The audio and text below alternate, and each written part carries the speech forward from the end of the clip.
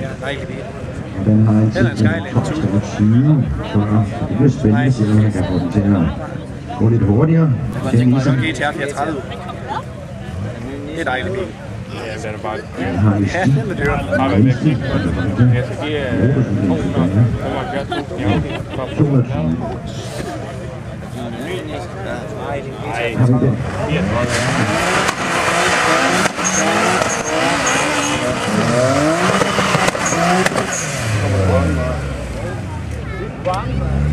Ja, det var pænt bøn af, han laver det. Nu kommer lige med det dummeste spørgsmål nogensinde. Hvor meget bruger sådan en benzin?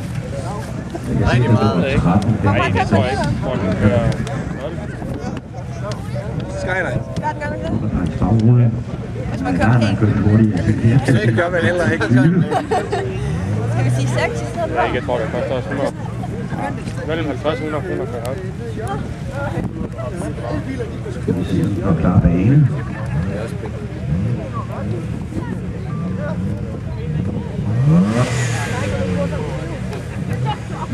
Det har han fået nu.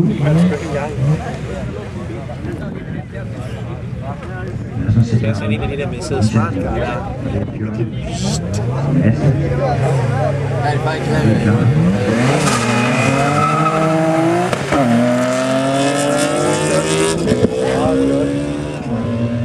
Og den flyver godt dernede af.